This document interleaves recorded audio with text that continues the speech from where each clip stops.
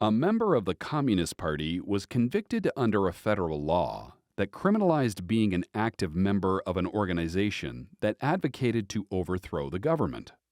On appeal, the party member tried to argue that the law impinged on his First Amendment rights, but the court silenced his argument in Scales v.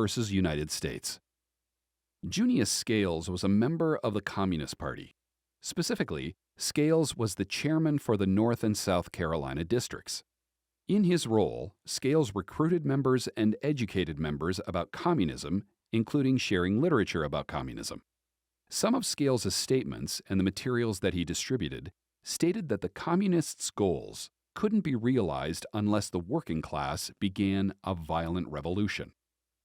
Because of Scales' membership, authorities arrested and tried Scales under the Smith Act, a federal law that made it a felony to knowingly be a member of an organization that advocates to overthrow the U.S. government with force or violence.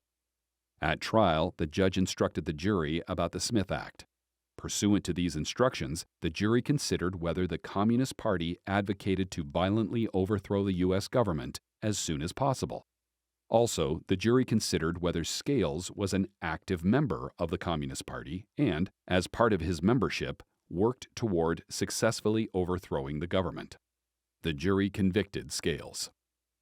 Scales appealed his conviction to the Fourth Circuit and made many arguments to challenge his conviction, including that the Smith Act violated his First Amendment rights. The Fourth Circuit affirmed the conviction. The Supreme Court granted cert.